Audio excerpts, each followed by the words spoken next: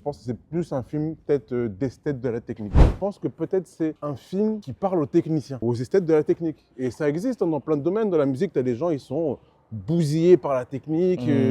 Tu vois, ils vont te dire non, mais moi je vais enregistrer la musique, le son comme ça, avec telle fréquence. Même tu vois, au cinéma, les gens ils vont dire non, mais je préfère filmer en tel truc. Ouais. Ça existe dans tous les domaines artistiques, même dans le sport, tu vois. Et moi, vraiment, genre, quand je regardais le 2 hier et là, en regardant du coup le 3, j'avais un peu ce parallèle avec le sport aussi, où tu as plein de joueurs techniques, ils savent faire plein de choses avec le ballon, mais la finalité, c'est comment tu utilises cette technique, il faut la mettre au service De ton propos de ton ou... propos, donc Ouais. du coup au service de la Hmm. production collective dans le cas d'un match, Hmm. ou au service, par exemple si on parle de musique, bah, d'une œuvre un peu cohérente, tu vois. Ouais. Et je trouve que James Cameron, il a ce là avec Avatar, je dis pas qu'il est en général, mais je trouve que sur Avatar, c'est un peu le défaut que j'ai que je trouve à la franchise, c'est que c'est très beau, il nous emmène dans un autre univers, chose que j'adore, mais ça prend pas. Il manque un truc, ça prend pas. Je pense que c'est plus un film peut-être d'esthète de la technique.